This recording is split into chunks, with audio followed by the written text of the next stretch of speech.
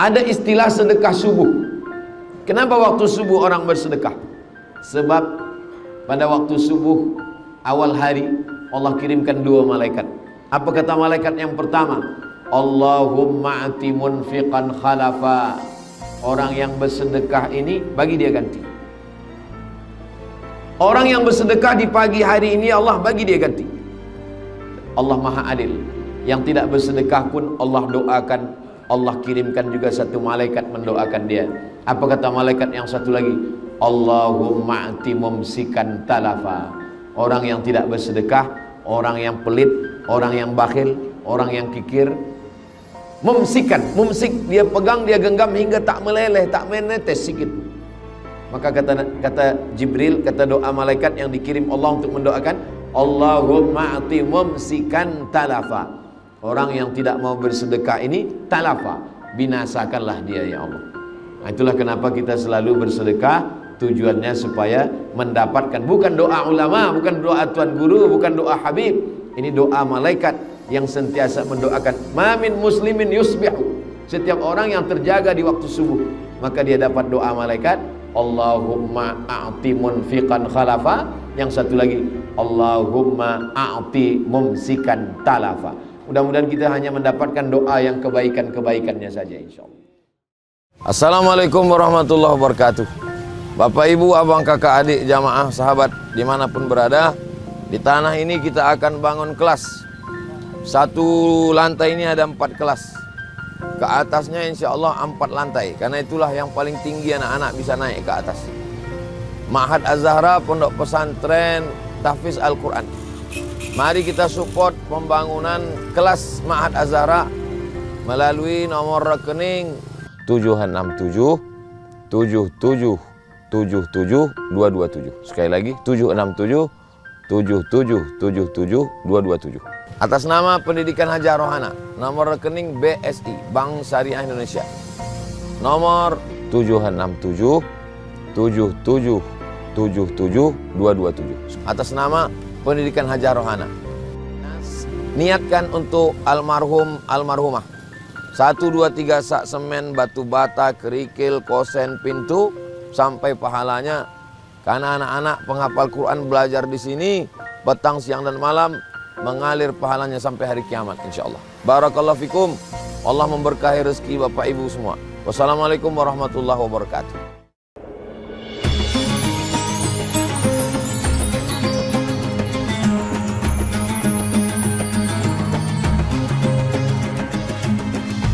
Sayyidina Muhammad wa ala ali Sayyidina Muhammad.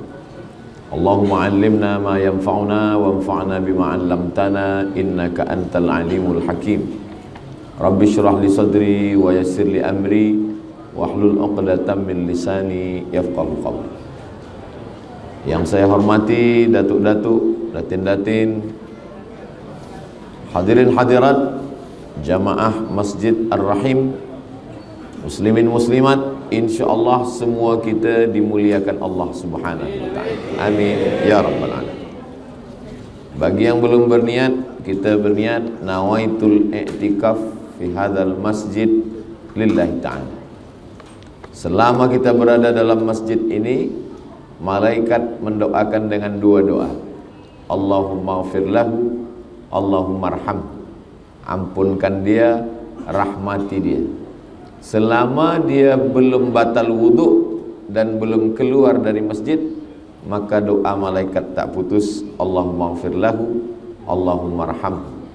Rahmati dia, ampunkan dia. Itulah mengapa tadi sebelum masuk masjid kita langkah kaki kanan, kita baca doa Allahumma ftahli abwaaba rahmatik. Ya Allah, bukakan untuk saya pintu rahmat. Karena bersesuaian dengan doa malaikat, Allahumma ighfir lahu warham. Inna lillahi mi'ata rahmah. Allah punya 100 rahmat. Lalu kemudian yang 99 digenggam Allah, nanti dia bagi pada hari kiamat. Yang 1 rahmat dia turunkan, berebut-rebutlah kita dengan makhluk yang lain. Karena 1 rahmat Allah itulah gajah tidak menimpa anaknya sehingga mati. Karena 1 rahmat itulah burung elang tidak akan memakan anaknya walaupun dia burung yang buas. Karena satu rahmat itulah harimau tidak akan memakan anak harimau karena ada rahmat kasih sayang Allah Subhanahu wa ta'ala.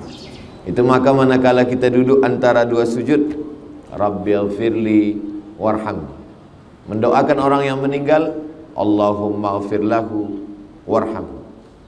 Doa ketika berjumpa, Assalamualaikum warahmatullah.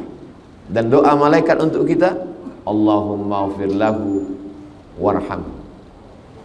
La yudkhilal jannata ahadakum amaluhu. Tidak ada satu pun di antara kamu masuk surga kerana amalmu.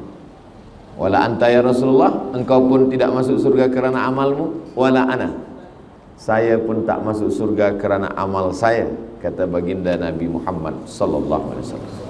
Lalu kenapa engkau masuk surga? Illa ayyataghammadani Allahu bi rahmatih, masuk surga kerana rahmat Allah Subhanahu wa ta'ala. Maka menyambung silaturahim adalah menyambungkan rahmat Allah Subhanahu wa ta'ala. Saya datang dari Pulau Sumatera, jauh di sana, datang ke Keningau, yang menyatukan kita berbeza paspor, berbeza bahasa, berbeza suku, berbeza negara, tapi yang menyatukan kita adalah rahmat kasih sayang Allah Subhanahu wa ta'ala. Mudah-mudahan rahmat kasih sayang Allah ni sentiasa dalam hati kita, sehingga kita boleh berkasih sayang karena Allah Subhanahu wa ta'ala. Ar-Rahimuna yarhamuhumur Rahman. Orang yang boleh berkasih sayang adalah orang yang ada rahmat dalam hatinya. Irhamu man fil ardi yarhamkum man fis sama. Sayangi makhluk yang ada di bumi, maka malaikat-malaikat di langit akan memintakan rahmat kepada Allah supaya engkau mendapat rahmatnya. Itu hadis diriwayatkan sahabat Nabi, namanya Abdullah bin Amr bin As, dari Nabi Muhammad sallallahu alaihi wasallam. Maka biasa ulama hadis kalau dia menyampaikan hadis yang pertama sekali sebelum membaca Arba'in, sebelum membaca Riyadhus Shalihin, sebelum membaca Sahih Al-Bukhari, sebelum membaca Sahih Muslim, hadis yang pertama dibaca adalah Al-Musalsalat bil Awwaliyah. Maknanya seorang guru meriwayatkan hadis secara musalsal. Dia menerima dari gurunya hadis yang pertama, dia dengar dari gurunya. Gurunya menerima hadis yang pertama dari gurunya. Ar-Rahimuna yarhamuhumur Rahman, irhamu man fil ardi yarhamkum man fis sama. Orang yang mendapatkan kasih sayang Allah hanyalah orang yang ada rasa kasih sayang kepada sesama manusia. Irhamu man fil ardi, sayangi makhluk yang ada di bumi. Yarhamkum man fis sama, maka malaikat-malaikat di langit akan memintakan rahmat kepada Allah supaya kita mendapatkan curahan rahmat. Mudah-mudahan kita sentiasa mendapatkan itu semua insyaallah. Amin ya rabbal alamin.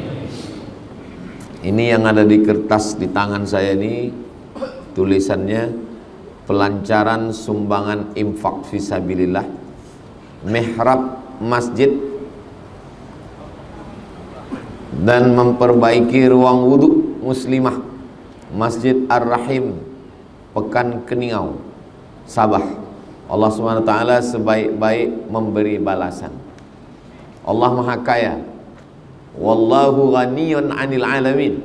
Allah Maha Kaya dari semesta alam. Kalau memang Allah Maha Kaya, kenapa dia tidak pakai innama amruhu idza arada syai'an ayyakula lahu kun fayakun?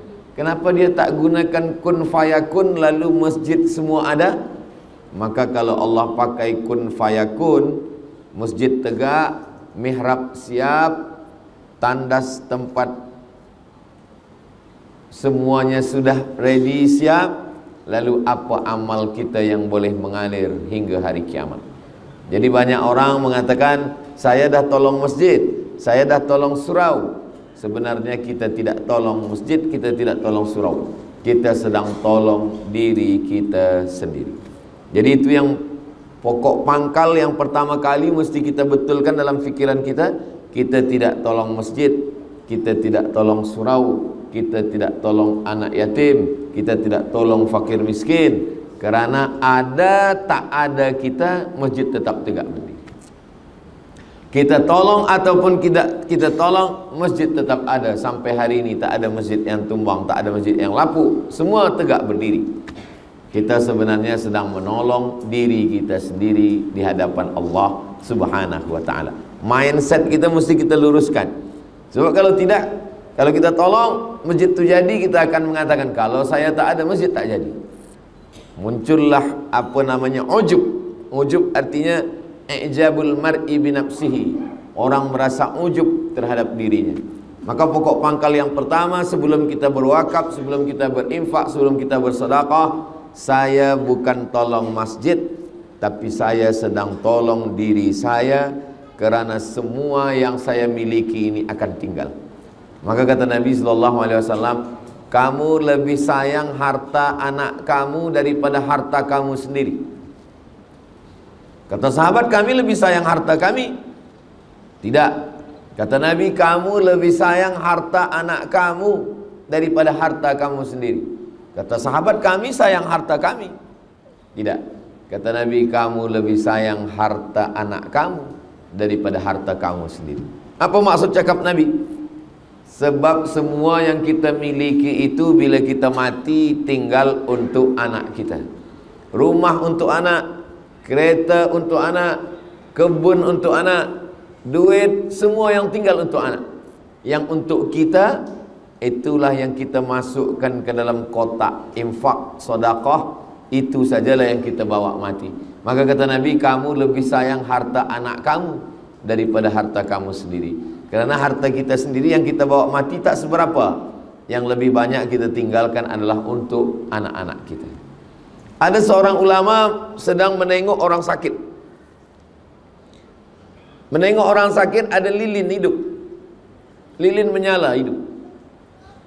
Kemudian orang yang sakit tadi sakratul maut, menghembuskan nafas yang terakhir, innalillahi wa inna ilaihi raji'un. Ulama tadi terus menghembus lilin, memadamkan, mematikan lilin. Padam lilin, gelap semua. Kata tetamu, ada orang meninggal, kita perlu lampu yang terang. Kita nak takziah, kita nak baca yasin, kita nak tahlil. Kenapa ada orang mati kamu padamkan lilin? Kata ulama yang dekat lilin tadi, waktu dia hidup tadi, semasa dia hidup tadi, lilin ini punya dia. Tapi begitu roh dia keluar dari jasad, sekarang lilin ini sudah punya anak dia. Dan kita belum minta izin ke anak dia untuk menyalakan lilin ini. Apakah mereka izin atau tidak? Maka saya takut syubhat memakai harta orang belum izin. Itulah kenapa saya padamkan lilin. Sebab 1 second, 1 detik ketika nyawa keluar dari jasad, maka terlepaslah semua milik kita. Dia tidak lagi punya kita. Lilin yang tadi punya kita menyala hidup. Tapi ketika roh keluar dari jasad, kita mesti padamkan itu lilin. Sebab dia bukan lagi milik kita, tapi sudah milik anak-anak kita. Dan ulama tidak mau memakai lilin kerana anak-anak almarhum belum memberikan izin. Tapi bila anak-anak ditanya, hai semua anak ahli waris, izinkah kamu bila lilin ini diguna hidup kembali? Kata mereka, kami izin. Barulah boleh dinyalakan lagi. Itulah kenapa banyak orang tidak mau datang tahlil. Sebab apa? Nanti bila dibagikan minum, dia takut minuman ini harta warisan yang belum dibagi. Bila dibagi makanan, dia takut makan, rupanya makanan ini adalah harta warisan yang belum dibagi. Maka satu daripada keluarga ahli waris bagikan iklan kepada semua hadirin hadirat yang berhadir, ini air minum dan makanan semua yang ada dah sedia. Ini bukan harta daripada warisan yang belum dibagi. Jangan kamu takut, jangan kamu segan. Ini adalah sedekah daripada anak-anaknya, supaya tetamu tidak ada berat hati, susah hati, dan tak sedap hati untuk minum dan makan. Bahkan di rumah itu pun, rumah itu tidak lagi punya almarhum. Lantai rumah itu sudah menjadi milik ahli waris, dan mereka belum berbagi lagi. Bila kita bertamu ke rumah orang, assalamualaikum, idza sta'zana ahadukum salasan, kalau kita minta izin 3 kali, falam yu'zan, tak ada izin, falyarji, baliklah pulang ke rumah. Sekarang kita dah minta izin 3 kali, dan rupa-rupanya rumah ini masih lagi musyarakah, bersyarikat, berkongsi. Istri dapat 1/8, Anak lelaki dapat 2 bagian, anak perempuan dapat 2 bagian. Dan mereka belum berbagi. Lantai yang kita duduk punya istri kah, punya anak lelaki kah, punya anak perempuan. Air minum yang akan kita minum, apakah ini punya istri, punya anak lelaki atau punya anak perempuan. Makanan yang disuguhkan, yang jamuan malam, kita pun belum tahu. Itulah kenapa 1 dari 2 memberikan kata alu-aluan sambutan kepada semua hadirin hadirat yang datang, membacakan Yasin, Al-Fatihah, Qul Al-Falaq, An-Nas, bertahtim, bertahlil, berzikir semua. Ini adalah sedekah daripada ahli waris, sehingga tetamu pun makan jamuan dengan senang hati, tak ada rasa berat dalam hatinya. Begitu bahwa kita tidak punya apa-apa. Meninggal pukul 8 malam, jenazah diletakkan di tempat bilik tamu. Tidak ada orang yang mati pukul 8 malam, jenazahnya tetap dalam bilik kamar istri dia. Pukul 2 malam istri tidur di bilik tidur, jenazah kita diletakkan di tempat tetamu yang biasa datang. Kenapa? Karena tidak ada satupun orang yang mahu lagi sekamar dengan kita. Yang katanya kaulah bulan, kaulah bintang, siang dan malam terbayang-bayang, makan tak lelap, tidur tak kenyang. Itu selama hayat di kandung badan. Selepas roh keluar daripada jasad, itu hanyalah setakat bertanam tebu di tepi bibir, manis di ujung lidah, hanya tinggal kenangan saja. Dia hanya menunggu kita. Walladzina yatawaffawna minkum, suami-suami yang meninggal dunia, wa yadharuna azwajan, istrinya menunggu, arba'ata ashhurin wa ashra, 4 bulan 10 hari. Selepas 4 bulan 10 hari, dia pun akan dipinang oleh suaminya yang baru. Selepas itu say goodbye. Tapi jangan tazkirah petang ini membuat tuan balik ke rumah tidak lagi mesra, tidak lagi ada kata-kata cinta. Saya hanya ingin mengingatkan bahwa perjalanan sesaat di atas dunia, kita yang kekal abadi, kata Nabi SAW, yatsba'ul mayyita thalathun, ada 3 yang mengiringkan jenazah. Ramai. Ustaz Abdul Somad kalau mati meninggal dunia, ramai orang akan mengiringkan. Kata Nabi tidak. Yang mengiringkan hanya 3 saja. Yang pertama, maluhu, hartanya. Kereta, motosikal, selimut, kain, ikut mengiringkan, tapi tak sampai masuk ke dalam. Lama hidup banyak dirasa, jauh berjalan banyak ditengok. Saya sudah menengok kuburan orang Islam di Mesir, saya tengok kuburan orang Islam di Maghribi. Sampai saya 2-3 hari ada orang meninggal, saya tengok kuburan. Belum pernah menengok kereta masuk kubur lagi. Semua tinggal tempat parking. Yang kedua, ahluhu, istri, anak, cucu, menantu, semuanya tinggal. Lambat sembayang gara-gara anak, anak tak ikut mati. Tak sembayang gara-gara bini, bini pun diambil orang lain. Tak puasa gara-gara suami, suami pun belum mati pun dah diambil orang.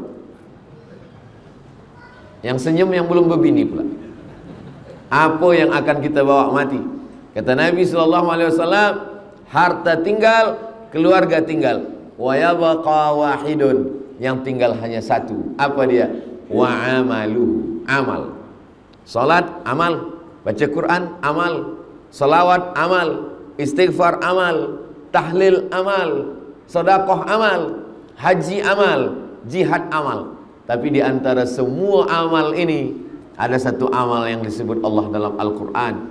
Manakala semua orang yang mati itu ditanya Allah Ta'ala, hai orang yang mati, apa amal yang kamu mahu kalau aku hidupkan lagi? Mereka semua menjawab, laula akhartani ila ajalin qarib, kalau engkau bagi aku hidup sekejap saja, fa as-saddaqa, kami mau bersedekah, saya mahu bersedekah ya Allah. Maka tepat sekali sumbangan infak fisabilillah, mihrab masjid, memperbaiki ruangan wuduk. Mihrab masjid memperbaiki ruangan wuduk. Mihrab masjid 5 kali imam sembahyang di mihrab, subuh, zuhur, asar, maghrib, isya, tarawih, tahajud, witir, idul fitri, idul adha, istisqa minta hujan, kusuf gerhana matahari, khusuf gerhana bulan. Tempat wuduk 5 kali sehari muslimat berwuduk. Wuduk subuh, wuduk duha, wuduk zuhur, wuduk asar, wuduk maghrib, wuduk isya, wuduk tahajud, wuduk Ramadan. Wuduk manakala masuk ke dalam masjid. Idza dakhala ahadukumul masjid, kalau kamu masuk masjid fala yajlis, jangan duduk hatta yusalli rak'ataini, sembahyang sunat 2 rakaat. Dia pasti wuduk dulu ke dalam, mengalir. Tapi kalau kita bersedekah jangan kita saja, tapi kita niatkan hadiahkan pahalanya untuk almarhumah mak, almarhum ayah, almarhum suami, almarhumah istri, almarhum anak, almarhum keluarga. Maka kita yang hidup dapat, yang meninggal dunia pun dapat. Begitu sunnahnya kata Nabi Muhammad sallallahu alaihi wasallam. Ya Rasulullah, kata Sa'ad, ummi matat, mak saya mati. Afa atasaddaqu anha? Saya bersedekah untuk dia sampai apa tak sampai? Kata Nabi, sampai. Ayyu sadaqatu afdal? Apa sedekah yang paling afdal? Kata Nabi, suqya al-ma, memberikan air minum. Maka memberikan air minum, air untuk wuduk, air untuk mandi, air untuk basuh kaki, maka ini semua adalah mengalir sebagaimana mengalirnya air perigi sampai hari kiamat. Begitulah amal jariah mengalir buat kita semua. Ini kesempatan yang amat sangat baik. Bukan kita nak tolong masjid, kita tak perlu tolong masjid, masjid punya Allah, Allah Maha Kaya. Kita sedang menolong diri kita sendiri, sebab yang lain semua tinggal, semua putus. Dalam Sahih Muslim apa kata Nabi? Idza matal insan, kalau manusia mati, inqata'a, putus. Abdul Samad bagi tazkirah, selepas mati putus. Hadirin hadirat, muslimin muslimat, sila datang ke Masjid Ar-Rahim. Tazkirah akan disampaikan oleh almarhum Abdul Samad. Tak ada lagi orang datang. Orang datang manakala kita masih hidup. Tazkirah semuanya putus. Sembahyang tahajud, bila kita dah mati, putus. Membaca Yasin, putus. Membaca surah Al-Kahfi, malam ini malam Jumat, putus. Tapi ada yang tetap mengalir. Inilah dia mihrab masjid, inilah dia tempat wudhu. Maka ini kesempatan untuk kita semua. Mengapa kita mesti bersedekah? Maka dalam beberapa hadis Nabi SAW memberikan alasan. Pertama, kata Nabi SAW, kullu mur'in tahta zilli sadaqatihi. Setiap orang yang mati nanti akan dibangkitkan di padang mahsyar. Tak ada tempat bernaung, tak ada tempat berlindung, tak ada payung, tak ada rumah, tak ada pokok kayu, tak ada gunung, tak ada bukit. Semuanya hancur lebur. Maka pada saat itu ada orang yang tenggelam kerana peluhnya hingga ke kaki. Ada yang tenggelam kerana peluhnya hingga ke pinggang. Ada yang tenggelam kerana peluhnya hingga ke leher. Maka di mana kita bernaung? Kata Nabi, kullu mri'in tahta zilli sadaqatihi. Orang akan bernaung di bawah naungan sedekah. Itulah kenapa kita perlu bersedekah, bukan untuk masjid, bukan untuk mihrab, bukan untuk tempat wuduk, tapi untuk diri kita di hadapan Allah ketika kita bangkit. Yauma yafirrul mar'u min akhi, saudara kandung lari. Wa ummihi, mak kandung lari. Wa abi, ayah kandung lari. Wa sahibatihi, istri lari. Wa bani, anak-anak lari. Kawan tak ada disebut. Sebab kawan biasanya waktu senang, waktu kenyang, waktu lenang, waktu tenang. Kalau sudah susah, hilang. Orang menang banyak kawan, orang kalah punya teman sejati. Boleh untuk status FB esok pagi. Begitulah keadaan manusia. Maka yang disebutkan Al-Quran cuma 5 saja. Akhi, saudara. Ummi, emak. Abi, ayah. Sahibati, istri, suami. Wabani, anak-anak. Kelima-limanya meninggalkan kita. Kenapa? Likulli mri'im minhum yawma idzin sya'nun yughnih. Semuanya sibuk mengurus urusan masing-masing. Jangankan di dunia, selama di negeri masing-masing sebelum berangkat ke tanah suci, berkawan, bersahabat dekat. Begitu sampai ke airport, mulai masing-masing cop pasport. masing-masing mencari koper. Begitu sampai beg, semua sibuk dengan urusan sendiri, tak lagi kenal mengenal. Yang selama ini baik ramah, yang selama ini sopan santun, begitu sampai airport Madinah, semuanya sibuk, mana beg saya, mana. Dah lah dapat beg, semua dah keluar, baru dia tengok, oh ada Ustaz Abdul Somad. Belum lagi di akhirat, belum lagi di padang mahsyar, semuanya sibuk dengan urusan masing-masing. Lalu di mana kita bernaung? Yang pertama, kullu mri'in tahta zilli shadaqatihi, setiap orang bernaung di bawah naungan sedekah. Jadi kalau kita nak tolong Masjid Ar-Rahim, saya bukan tolong mihrab, saya bukan tolong tempat wudhu, saya sedang menolong diri saya di padang mahsyar nanti. Begitulah niat kita dalam hati. Karena kalau kita mengatakan ini dari saya untuk mihrab masjid, ini dari saya untuk tempat wudhu, bila dia jadi nanti kita akan berkata, kalau tak ada saya, maka tempat wudhu tak jadi. Kalau tidak ada saya, mihrab masjid tak jadi. Maka disitulah rusaknya amal kita. Kita sedang membuat persiapan untuk diri kita manakala nanti kita menghadap Allah Subhanahu wa ta'ala. Makanya kata Nabi SAW dalam sebuah hadis, hadis ini ada dalam Sahih Bukhari, ada dalam Sahih Muslim, rajulun tasaddaqa bi sadaqatin, ada orang yang bersedekah, fa akhfaha, dia sorokkan, dia sembunyikan, hatta la ta'lamu shimaluh, sampai tangan kirinya tak tahu, ma anfaqat yaminuh, apa yang diberikan oleh tangan kanan. Sebenarnya maknanya ini bukan tak boleh tahu. Tangan kanan berbuat, tangan kiri tahu. Tangan kiri melakukan sesuatu, tangan kanan tahu. Kenapa tangan kanan berbuat, tangan kiri tak tahu? Ini adalah mubalaghah. Ini adalah makna kiasan yang melampau. Maknanya kita rahasiakan. Tapi bukan berarti kalau orang tahu pahalanya hilang. Karena sahabat Nabi bersedekah, sahabat yang lain tahu. Utsman bin Affan memberikan wakaf perigi Bi'ru Raumah. Semua orang tahu sebab hadisnya masyhur. Abu Talhah memberikan perigi namanya Bayrahah di depan Masjid Nabawi. Semua orang tahu. Abu Dihdah memberikan 600 batang pokok kurma. Semua orang tahu. Abdurrahman bin Auf memberikan sedekah kepada pejuang yang ikut perang Badar. Semua orang tahu. Itu menunjukkan bahwa kalau orang lain tahu, amal kita tetap baik. Yang tak boleh itu adalah riya dan sum'ah. Riya mempertontonkan amal, menampakkan amal. Sum'ah memperdengar-dengarkan amal kepada orang lain. Adapun kita berbuat orang lain tahu, kita jaga hati kita. Lalu box infak di hadapan kita. Duit dah kita siapkan. Tak jadi kita masukkan sebab kita takut dipuji orang. Atau kita masukkan supaya dipuji orang. Kata Imam Fudail bin Iyad, pendapat Imam Fudail bin Iyad ini disebutkan oleh Imam Al-Ghazali dalam Ihya Ulumuddin. Tarkul amal li ajlin nas riya.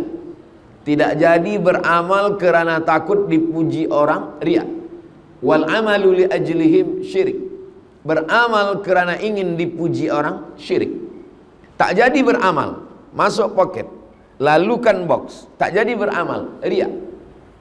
Kita masukkan ke dalam supaya dipuji orang, syirik.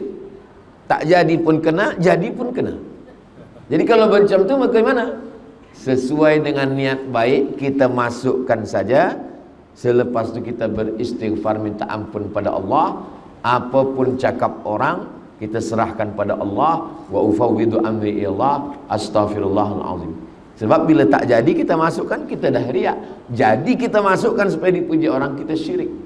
Yang tak boleh itu kita bagi tahu kawan, ni saya nak sedekah, tolong kamera on kan. Nanti kita nak buat video konten sikit, ini yang tak boleh. Adapun bahawa orang lain yang rekodkan dari jauh, maka dia mungkin nak bagikan motivasi supaya beramal, orang lain bersedekah, tak ada salahnya. Maka illa man rahimah rabbuh, orang-orang yang hati ini dijaga Allah. Mudah-mudahan kita termasuk orang yang hatinya dijaga Allah Subhanahu wa ta'ala. Yang kedua, kata Nabi sallallahu alaihi wasallam, Orang yang bersedekah kana fi zimmatillah, maka dia senantiasa dalam perlindungan Allah Subhanahu wa taala. Selama ini kalau kita nak dapat perlindungan Allah, salat sunat 2 rakaat. Usolli sunnatal hajat. Saya sembahyang sunat 2 rakaat, salat sunat hajat, supaya selamat dalam perjalanan, supaya tidak ada musibah, aksiden, supaya diberikan Allah kemudahan. Maka yang paling elok itu adalah sedekah. Maka ketika kita bersedekah, kana fi zimmatillah, maka dia senantiasa dalam perlindungan Allah Subhanahu wa taala. Maka ketika kita berikan sedekah itu sebenarnya bukan untuk masjid, bukan untuk surau, bukan untuk tempat wuduk, bukan untuk mihrab, tapi kita masukkan ini adalah untuk diri saya sendiri, supaya Allah menurunkan perlindungannya kepada kita, dijauhkan daripada riya, dijauhkan daripada syirik, dijauhkan daripada nifak munafik, dijauhkan daripada sum'ah, dijauhkan daripada ujub. Itu masalah penyakit-penyakit hati. Belum lagi penyakit yang zahir, berbagai macam penyakit sekarang, kolesterol, diabetes, gula darah, semua penyakit-penyakit. Belum lagi penyakit-penyakit yang nyata di akhir zaman, dari mulai LGBT, penyakit free sex, penyakit judi, penyakit khamar, penyakit narkotik, semuanya. Maka di antara cara untuk melindungi adalah di antaranya melalui sedekah. Karena Nabi berikan garansi jaminan kana fi zimmatillah, dia senantiasa dalam perlindungan Allah, tanggung jawab. Zimmah artinya ahlu zimmah. Misalkan saya seorang khalifah, ada orang tak Islam. Orang yang tak Islam ini di dalam tanggungan saya, maka mereka disebut sebagai ahlu zimmah. Maka dia tidak boleh diganggu, darahnya tak boleh ditumpahkan, hartanya tak boleh diambil, kehormatannya tak boleh dirosakkan. Maka dia disebut dengan ahlu zimmah. Begitulah orang yang bersedekah, kana fi zimmatillah, dia di dalam lindungan Allah Subhanahu wa taala. Mudah-mudahan kita dengan sedekah-sedekah kita itu termasuk yang dilindungi Allah Subhanahu wa taala. 3. Dawu mardakum bis sedekah. Obati orang yang sakit di antara kamu dengan sedekah. Selama ini kita tahu berobat dengan madu. Alaikum bisyifa'aini, hendaklah kamu memakai 2 obat. Pertama Al-Quran, yang kedua Al-Asal. Asal maknanya madu. Wa nunazzilu minal Qur'ani ma huwa syifa'. Kami turunkan Al-Quran ini sebagai obat. Kemudian pula madu dalam Al-Quran dikatakan syifa'un linnas, sebagai obat. Tapi kemudian ada orang lupa, Nabi mengatakan dawu mardakum bis sadaqah, obatilah dengan sedekah. Ada satu kitab ditulis oleh ulama Mesir, namanya Syekh Abu Amr Al-Misri. Judul kitabnya Gharaib wa Taraib Sa'ah wa Sa'ah. Diterjemahkan ke dalam bahasa Melayu, semua ada saatnya. Bercerita tentang ada seorang warga negara Saudi Arabia sakit, medical check up ke Amerika. Kata dokter di Amerika tak ada obatnya. Makan senang, tidur lelap, pergilah senang-senangkan hati. Nanti bila tuan puan pergi ke hospital, doktor cakap makan tenang, tidur lelap, senangkan hati, itu maknanya malaikat maut dah dekat. Tak ada obat. Maka dia pun balik ke Saudi Arabia. Dia ingat tentang hadis Nabi Muhammad sallallahu alaihi wasallam, dawu mardakum bis sadaqah. Maka dia sedekah. Last sekali dia pergi sekali lagi ke Amerika, medical check up. Kata doktor, kami dah tengok awak sihat walafiat, penyakit semua hilang. Doktor tu pula balik bertanya, awak makan apa? Awak makan herbal apa? Minum apa? Awak pakai ubat apa? Kata dia, saya tidak ada pakai ubat apa-apa. Saya hanya yakin dengan hadis Nabi SAW, dawu mardakum bis sadaqah. Ada seorang di Riau, di tempat saya, istrinya kena penyakit kanser di rahim, sudah sebesar duit bulat. Lalu kemudian dia yakin dengan hadis ini, dawu mardakum bis sadaqah, obati orang yang sakit di antara kamu dengan sedekah. Lalu dia amalkan bersedekah makanan, bersedekah pakaian, bersedekah. Lalu kemudian selepas itu dia cek balik, doktor mengatakan setelah kami cek ternyata kanser itu mengecil, kecil dan hilang. Jadi apa yang sudah dilakukan tentang hadis-hadis Nabi Muhammad SAW bukan hanya setakat iman percaya, tapi mujarrab. Mujarrab artinya pernah dicuba. Jarraba yujarribu tajribah mujarraba. Mujarrab artinya pernah dicoba oleh beberapa orang dan ternyata dikabulkan Allah Subhanahu wa ta'ala. Bila dikabulkan Allah berarti dapat dua-duanya. Sedekahnya dapat pahala dan kesihatannya dapat.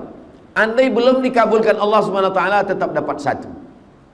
Andai sakitnya terus dan mati dia, maka matinya mati syahid.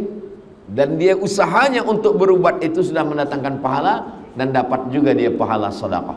Ini yang ketiga, kata Nabi, dawu mardakum bis sadaqah, obatilah orang yang sakit di antara kamu dengan sedekah. Datang seorang lelaki menjumpai Imam Abdurrahman ibnu Mahdi, ahli hadis. Lutut dia bernanah, tak sihat-sihat, tak sembuh-sembuh. Kamu sudah makan ubat? Kata dia, saya sudah makan ubat. Maka kata Imam Abdurrahman ibnu Mahdi, tunggu sekejap, saya solat sunat 2 rakaat. Dia nak minta ilham dari Allah Ta'ala. Lalu kemudian Imam Abdurrahman bin Mahdi teringat hadis Nabi, dawu mardakum bis sadaqah, obati orang yang sakit di antara kamu dengan sedekah. Selepas itu dia katakan, kamu bersedekah. Lalu orang ini pergi mencari kampung yang susah air. Lalu dia buatkan perigi di situ. Lalu setelah tak berapa lama, lututnya yang bernanah itu kering, sihat walafiat. Apa alasan logik masuk akal yang rasionalnya apa? Bagi orang yang beriman mudah saja. Sebab ketika orang minum air, orang pakai mandi, orang pakai berwuduk, selepas itu dia berdoa, ya Allah berikanlah kebaikan pada orang yang mewakafkan perigi ini. Maka tak ada yang mudah, tak ada yang sulit, tak ada yang susah, tak ada yang payah bagi Allah. Innama amruhu idza arada syai'an ayakula lahu kun fayakun. Yamsaskallahu bidurrin fala kashifa lahu illa. Kalau Allah berikan sesuatu kesulitan, tak ada yang boleh menyingkapkan kesulitan itu kecuali Allah. Wa ayyuridka bi khairin fala radda li fadli.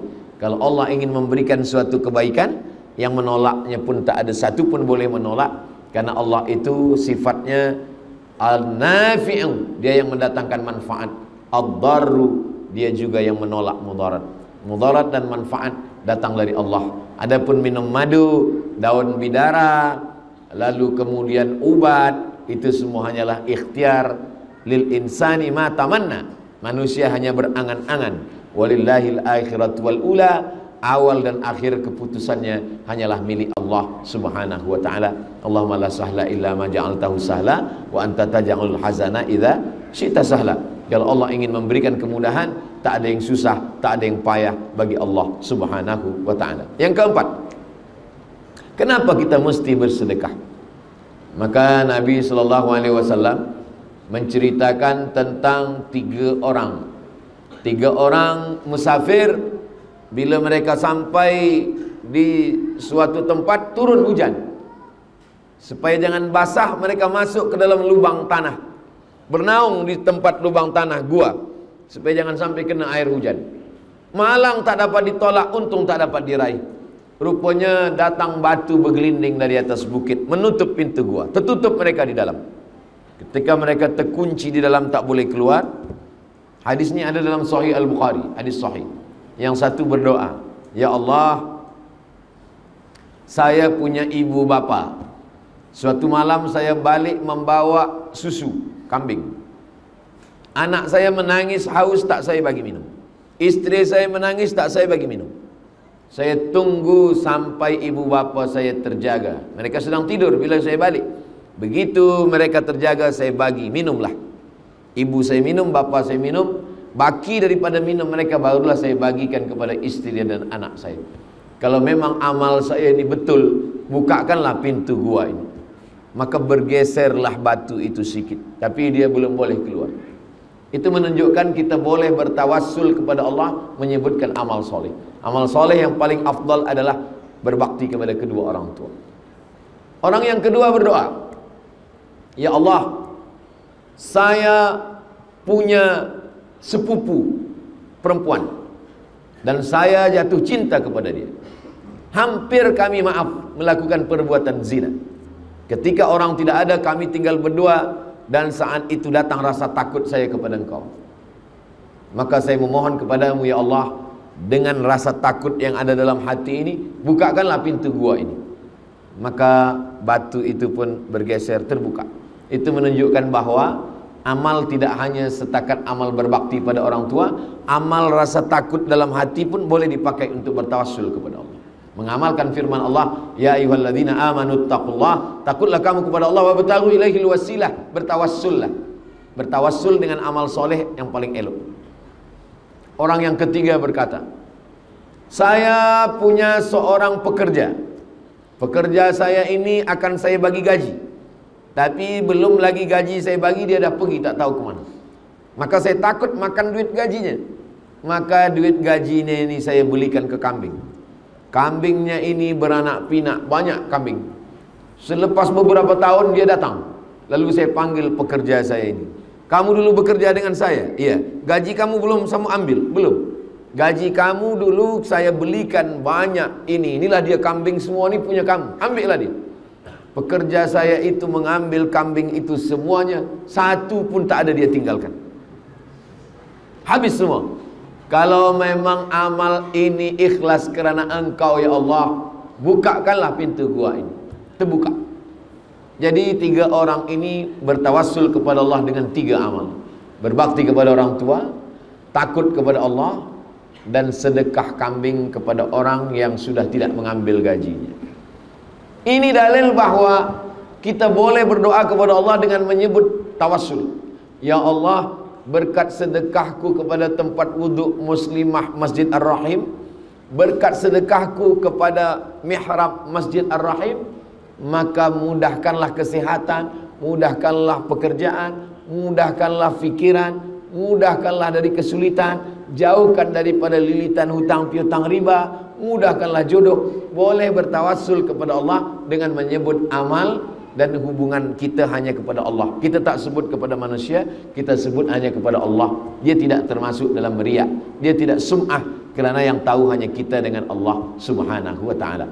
Itulah makna ayat ya ayyuhalladzina amanu, hai orang yang percaya kepada Allah, ittaqullah, takutlah kepada Allah, wabtaghu ilaihil wasilah, maka bertawassullah. Bertawassul yang paling elok sekali adalah bertawassul dengan amal soleh. Banyak orang bertawassul dengan Nabi Muhammad, bertawassul dengan Syekh Abdul Qadir Al-Jilani, bertawassul dengan Imam Syafi'i, bertawassul dengan malaikat-malaikat. Baik, tak salah, tapi masih ada ikhtilaf. Adapun bertawassul dengan amal soleh, maka tiada ikhtilaf di dalamnya sama sekali. 5. Ada istilah sedekah subuh. Kenapa waktu subuh orang bersedekah? Sebab pada waktu subuh awal hari Allah kirimkan dua malaikat. Apa kata malaikat yang pertama? Allahumma ati munfiqan khalafa. Orang yang bersedekah ini bagi dia ganti. Orang yang bersedekah di pagi hari ini Allah bagi dia ganti.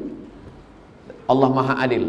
Yang tidak bersedekah pun Allah doakan, Allah kirimkan juga satu malaikat mendoakan dia. Apa kata malaikat yang satu lagi? Allahumma ati mumsikan talafa.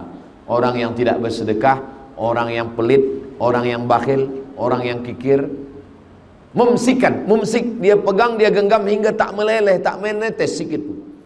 Maka kata Jibril, kata doa malaikat yang dikirim Allah untuk mendoakan, Allahumma ati mumsikan talafa.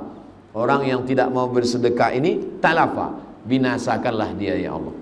Nah, itulah kenapa kita selalu bersedekah, tujuannya supaya mendapatkan, bukan doa ulama, bukan doa tuan guru, bukan doa habib. Ini doa malaikat yang sentiasa mendoakan. Ma min muslimin yusbihu. Setiap orang yang terjaga di waktu subuh, maka dia dapat doa malaikat. Allahumma a'ti munfiqan khalafa. Yang satu lagi, Allahumma a'ti mumsikan talafa. Mudah-mudahan kita hanya mendapatkan doa yang kebaikan-kebaikannya saja insyaallah. Begitulah Allah SWT memberikan semuanya. Yang keenam, maka Nabi Muhammad SAW menceritakan yang disebut dengan sam'iyat. Sam'iyat didengar. Pernah kita menengok roh? Tidak. Pernah menengok surga? Tidak. Pernah menengok neraka? Tidak. Pernah menengok malaikat? Tidak. Kita hanya mendengar saja. Mendengar itu disebut dengan sama'. Inna sam'a, pendengaran. Maka ajaran Islam ada namanya sam'iyat, yang didengar yang tak pernah ditengok. Sam'iyat, sesuatu yang didengar. Beza kita dengan Nabi Muhammad SAW, kita setakat mendengar, dia sudah sampai pada menengok.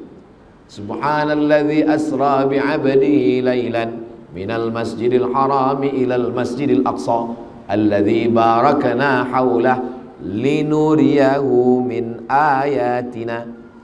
Isra Mi'raj, kami ingin memperlihatkan, menampakkan di mata. Nah, itulah beza kita dengan Nabi Muhammad. Dia menengok surga, dia menengok neraka, dia berjumpa dengan nabi-nabi. Kita belum pernah menengok surga, belum pernah menengok neraka, belum pernah berjumpa dengan nabi-nabi. Kita hanya setakat mendengar saja, sam'iyat, dengar. Maka Nabi pernah menengok, pernah mendengar, disampaikannya kepada sahabat. Sahabat menyampaikan kepada tabi'in, tabi'in menyampaikan kepada tabi'in, dan sampailah ke kita. Di antara sam'iyat yang didengar oleh Nabi SAW adalah tentang orang mati minta panjang umur supaya dia boleh bersedekah. Disebutkan dalam Quran, disebutkan dalam hadis Nabi SAW. Rabbana absarna, mata kami sudah menengok azab. Wa sami'na, telinga kami sudah mendengar azab. Farji'na, balikkan lagi kami ke dunia. Na'mal salihan, kami ingin beramal saleh. Inna muqinun, kami yakin seyakin-yakinnya. Amal saleh banyak. Ada haji mabrur, ada jihad fisabilillah. Tapi amal saleh yang dimaksud dijelaskan dalam ayat lain. Laula akhartani ila ajalin qarib, berilah kami waktu untuk hidup sekejap saja. Tambahlah waktu kami untuk hidup ini sekejap saja ya Allah. Untuk apa? Fa as-saddaqa, kami mau bersedekah. Tak ada ayatnya tambahlah hidup kami karena kami mahu solat tahajud, tak ada. Tambahlah hidup kami supaya kami boleh berjihad ke Palestin, tak ada. Tambahlah hidup kami karena kami ingin berhaji ke Baitullah, tak ada. Fa as-saddaqa, kami ingin berinfak, bersedekah. Itu yang disampaikan oleh Nabi Muhammad SAW, yang bagi kita hanya setakat sam'iyat, hanya mendengar. Tapi Nabi sudah menengok balasan mereka yang tidak putus hingga pada hari kiamat. 7. Rajulun tasaddaqa bi sadaqatin. Ada orang yang bersedekah, lalu kemudian sedekahnya ini kepada penghafaz Al-Quran. Orang yang menghafaz Al-Quran tadi punya murid, dia ijazahkan qiraat Hafs an Asim. Yang menghafaz Quran tadi jadi imam, mengalir pahalanya untuk dia. Yang menghafaz Quran tadi mengajar Quran, punya murid, muridnya punya murid lagi. Maka kalau kita bukan penghafaz Quran, kita bukan ulama, kita bukan tuan guru, tapi kita ingin dapat amal ulama, amal penghafal Quran, amal imam, maka salah satu caranya adalah dengan sedekah. Bersedekah kepada anak yatim. Anak yatim tadi pandai menghafaz Al-Quran, boleh bahasa Arab, membaca kitab, belajar dia Azhar Kahira, balik dia membuat pondok, maka kita mendapatkan amal pahala. Inilah yang disebutkan oleh Imam Abdullah ibn Mubarak, rubba amalin saghirin yukabbiruhun niyah. Berapa banyak amal yang nampaknya kecil saja tapi besar kerana niat. Wa rubba amalin kabirin yusaghiruhun niyah. Berapa banyak amal yang nampaknya besar tapi sebenarnya kecil kerana dikecilkan oleh niat. Itulah pentingnya innamal a'malu binniat. Kita beramal dan niatnya adalah kerana Allah Subhanahu wa ta'ala. Yang ke-8, kenapa kita mesti bersedekah? Kerana kata Nabi sallallahu alaihi wasallam, ketika Nabi sampai ke kota Al-Madinah Al-Munawwarah, Nabi membeli tanah. Tanah ini punya 2 orang anak yatim. Dibeli Nabi tanah itu, itulah tanah yang sekarang menjadi tanah Masjid Nabawi. Kenapa Nabi tak terima wakaf saja? Seandainya Nabi terima wakaf, dia Sayyidul Anbiya wal Mursalin, dia Sayyidul Awwalina wal Akhirin, pemimpin semua makhluk dari awal sampai akhir Nabi Muhammad SAW. Tapi kenapa dia beli tanah ini dan dia wakafkan untuk bangun Masjid Nabawi? Karena dia ingin dapat amal jariah. Dia ingin mengajarkan kepada kita, sebenarnya Nabi tak berhajat, Nabi tak perlu kepada amal tanah ini. Karena tanpa amal itu pun dia sudah masuk surga, tanpa amal itu pun dia sudah dimuliakan Allah. Dia nak ajarkan kepada kita, seakan-akan Nabi itu berkata, sedangkan aku yang pemimpin daripada Nabi, manusia, di antara manusia ini ada yang Nabi, di antara Nabi ini ada yang Rasul, di antara yang Rasul ini ada ulul azmi, di antara yang ulul azmi ini tinggal satu, Sayyidina wa Maulana Muhammad sallallahu alaihi wasallam. Dia tetap mewakafkan tanah. Maka hari ini orang yang berlomba-lomba masuk ke Taman Raudhah, orang yang berlomba-lomba solat sunat di Raudhah, pahalanya mengalir sampai nanti hari kiamat kepada Nabi Muhammad sallallahu alaihi wasallam, kepada sahabat yang ikut membina. Itulah kenapa setiap raja-raja Saudi Arabia ikut. Raja Fahad bin Abdul Aziz, Raja Abdullah, Raja Salman bin Abdul Aziz. Kenapa mereka semua ingin? Karena mereka ingin dapat amal. Kalau kita tengok pintu, ini Babul Malik Fahad, ini Babul Malik Abdul Aziz, ini Babul Malik. Semua raja membuatkan satu pintu khas. Kenapa? Karena mereka ingin mendapatkan amal jariah sampai kepada hari kiamat. Karena mereka tahu bahwa mereka akan mati, kekuasaan mereka akan diteruskan oleh raja setelahnya, dan yang mengalir kebaikan hanyalah orang-orang yang datang ke Baitullah yang tak putus. Bukan berarti kita yang bukan raja tak boleh, bukan berarti kita yang tidak ada di Makkah, Madinah, tak Masjid Nabawi, tak Masjidil Haram. Maka sesungguhnya semua masjid adalah milik Allah. Wa annal masajida lillah, masjid itu milik Allah subhanahu wa ta'ala. Yang kesembilan, Nabi SAW mengajarkan kepada kita pintu surga banyak. Ada pintu surga dimasuki melalui babul jihad. Mereka yang ada di Palestina itu masuk surganya dari babul jihad. Ada masuk surga melalui babul rayyan. Untuk mereka yang puasa sunat, Senin Khamis, Ayyamul Bait 13, 14, 15, puasa Nabi Daud, puasa sehari, makan sehari, puasa sehari, makan sehari. Ini masuknya dari babul rayyan.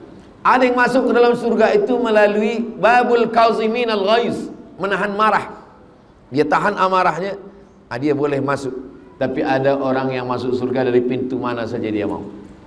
Udkhul min haitsu syi'ta, masuklah engkau dari pintu mana yang engkau mau. Itu adalah Sayyidina Abu Bakar Siddiq radhiyallahu anhu. Perempuan pun begitu juga. Salat khamsaha, sembahyang 5 waktu tak tinggal. Shamat saumaha, tak tinggal puasa Ramadan. Ata'at zaujaha, patuh kepada suaminya. Maka dia, kata Nabi sallallahu alaihi wasallam, masuk surga dari pintu mana saja yang dia mau. Tapi ada satu pintu, pintu itu bernama babus shadaqah. Orang masuk ke dalam surga melalui pintu shadaqah. Jadi kita sebenarnya bukan nak tolong, ini tolong mihrab masjid, ini nak tolong tempat wuduk muslimah, bukan. Kita ingin masuk dari pintu babus shadaqah. Last, yang terakhir sekali, yang ke-10 adalah bahwa amal kita ini ada 4. Amal badan, solat, tawaf, sa'i. Amal hati, sabar, ridha, zuhud, tawakal, qanaah, taqwa. Amal lisan, tasbih, tahmid, takbir, tahlil, zikir, salawat, baca Quran. Amal harta, amal harta yang paling banyak, zakat, wakaf, infak, sedekah, wasiat, hibah, ghanimah. Zakat, wakaf, infak, sedekah, wasiat, hibah, ghanimah. Maka di antara amal-amal ini, kalau boleh 4-4-nya kita laksanakan, alhamdulillah. Kalau tak boleh 4-4-nya, maka yang paling ringan adalah zikir. Tapi kalau kita punya, maka kita laksanakan amal harta, amal badan, amal hati, amal lisan, amal harta. Keempat-empatnya alhamdulillahirabbil alamin. Tadi saya mulakan pada pukul 2, sekarang pukul 3 kurang 5 menit, lebih kurang 60 menit. Itulah yang dapat saya sampaikan tentang keutamaan-keutamaan sedekah yang diajarkan Nabi Muhammad SAW melalui hadis-hadis Rasulullah SAW. Mudah-mudahan selepas tazkirah ini selesailah mihrab dan tempat wuduk muslimah insyaallah. Kalau selesai alhamdulillah, kalaupun tak selesai innalillah. Karena semua kita usahakan, kita ikhtiarkan, disitulah akan nampak mana mudahnya menyampaikan tazkirah dengan amal ibadah yang boleh kita bawa sebagai bekal menghadap Allah Subhanahu wa taala. Di akhir majlis petang, mari kita sama baca berdoa kepada Allah Subhanahu wa taala, mudah-mudahan Allah lapangkan rezeki kita supaya kita boleh beramal dengan amal sedekah, dan bagi yang sudah bersedekah mudah-mudahan diberikan Allah keikhlasan, keistiqomahan, dan kita semua mati dalam keadaan husnul khatimah. Ala hadhihi niyah al-Fatihah.